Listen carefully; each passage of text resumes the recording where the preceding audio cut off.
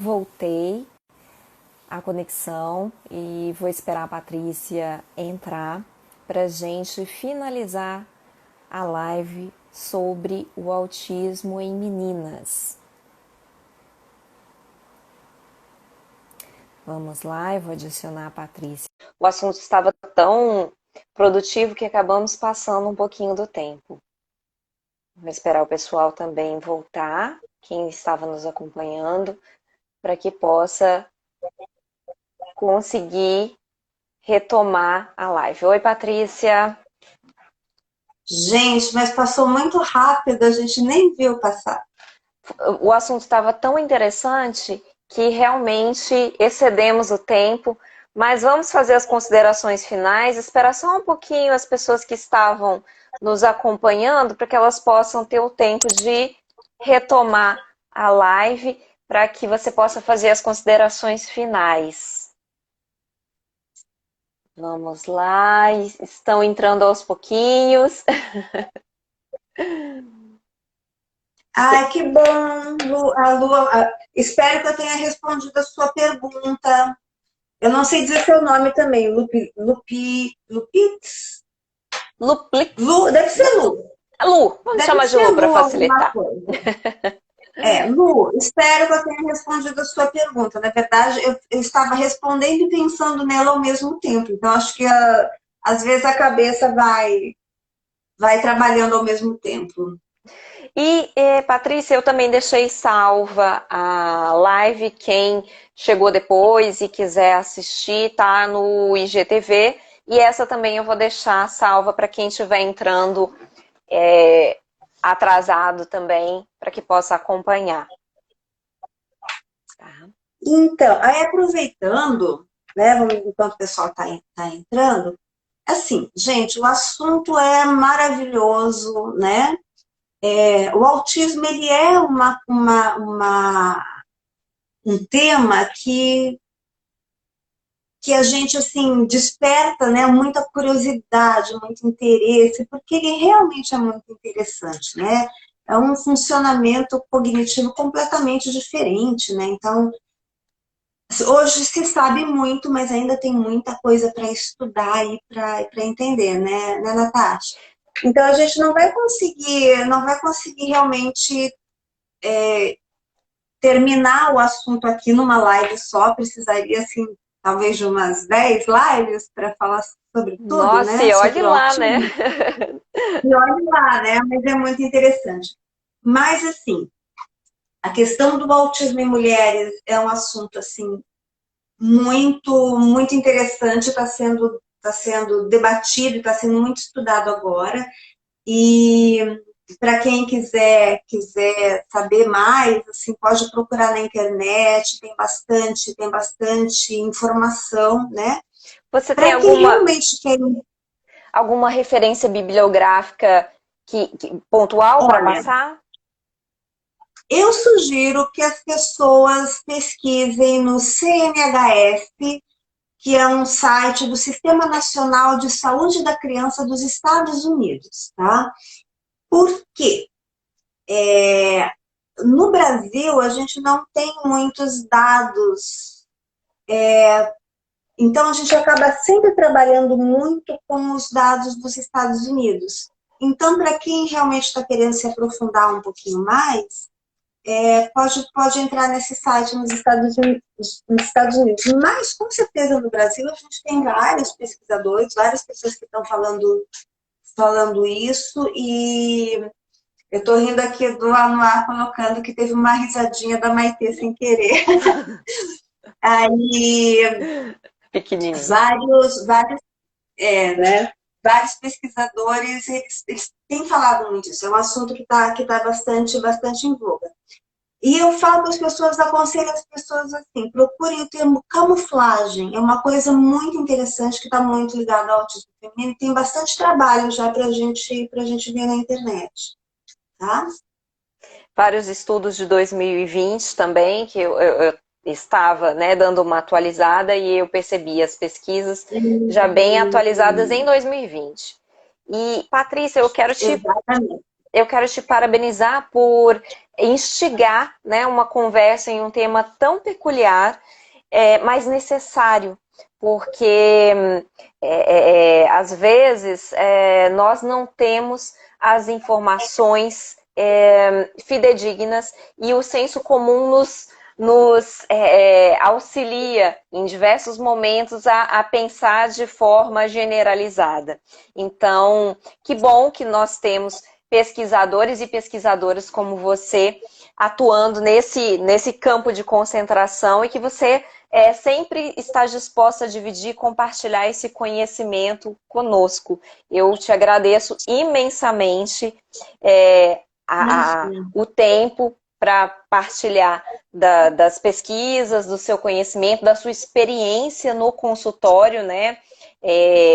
Assim, uma vasta experiência na parte da clínica, você tem a sua clínica, faz as avaliações constantemente e está na prática com esse assunto, não só na teoria, mas praticando bastante, e isso faz a diferença. Né? Então, aí, antes de encerrar, que a gente fala demais aqui, então sempre tem que ter uma rebarba, né? A gente estava falando sobre a questão do diagnóstico, né? Então, eu pessoalmente não só penso como vivencio, né? Que, voltando, que o diagnóstico ele não é um estigma para a pessoa. Na verdade, o diagnóstico ele é bastante libertador. Então, o que eu tenho... Oi, Noélia, boa noite. O que eu tenho de prática, de experiência, de vivência com essas pessoas, Natasha, é que quando você recebe uma pessoa que está num sofrimento de não saber por que ela é estranha, né?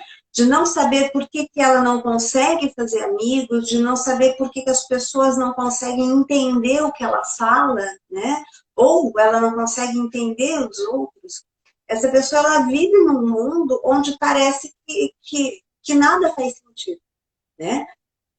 Quando você trabalha com essa pessoa e você dá o diagnóstico para essa pessoa, e não é só dar o diagnóstico, você explica para ela qual é aquele funcionamento cognitivo, depois de fazer uma avaliação, lembrando, não é uma receita de bolo, né? Você avalia o padrão cognitivo e você explica, olha, o seu funcionamento cognitivo é assim, assim, assim, o seu transtorno, ele envolve essas alterações, porque é uma alteração neurológica, né?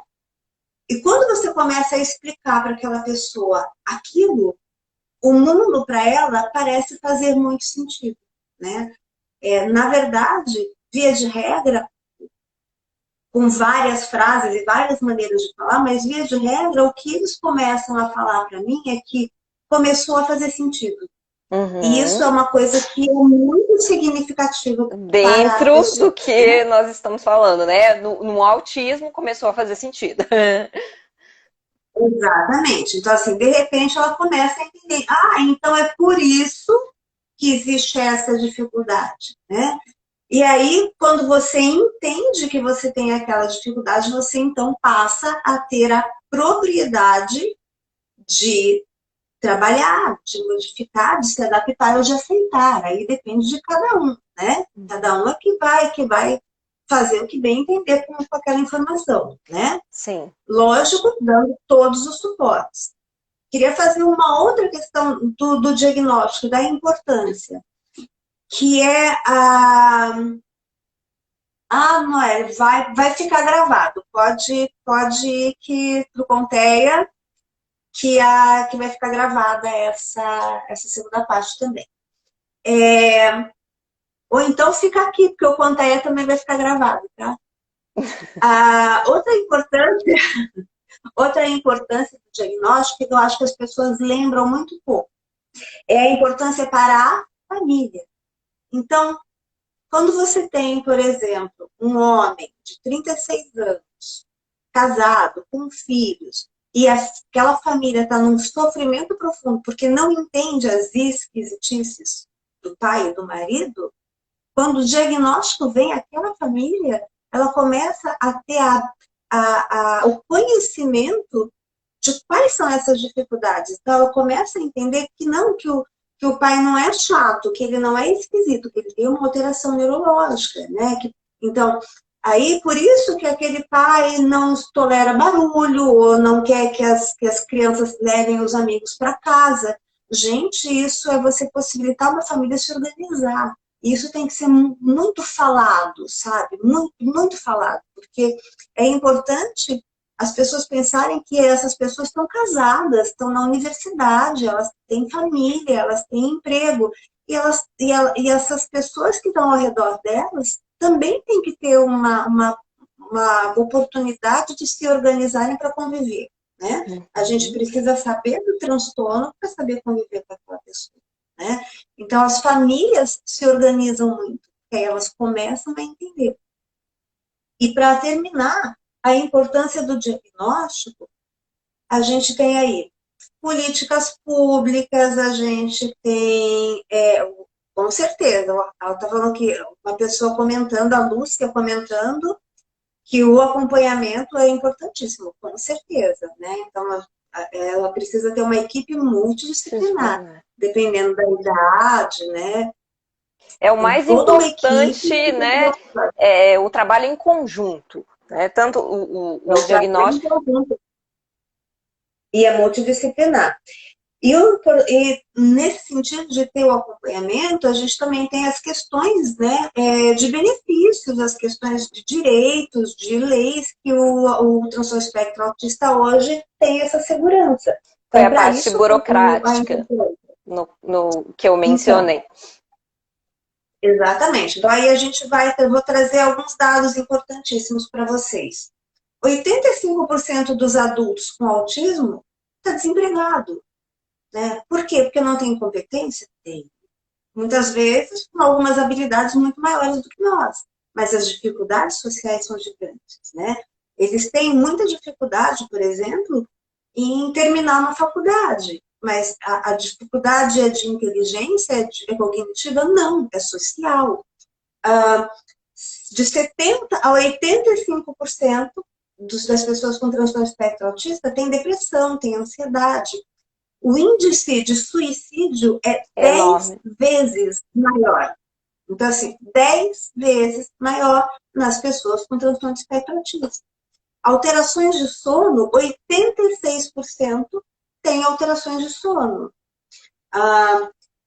Desses 86, quase 90% tem uma dificuldade em se manter adequadamente no sono REM, que é onde a gente faz a consolidação de memórias de aprendizagem. Então, o que a gente está falando? O transtorno, o diagnóstico, ele não é só um enfeite. Ah, que legal, vou dizer que você é autista porque eu acho legal. Não é isso. Quando a gente faz um diagnóstico, a gente faz uma avaliação complexa de todo o perfil cognitivo dessa pessoa para poder proporcionar os apoios, né? Então, nesse sentido, é importante que essas pessoas procurem o diagnóstico, não só para aquela vida fazer sentido, mas para você ter, como você falou, o acompanhamento, você ter o suporte, você ter a intervenção, às vezes, medicamentosa, não existe medicação para autismo, mas existe medicação para algumas condições associadas, por exemplo,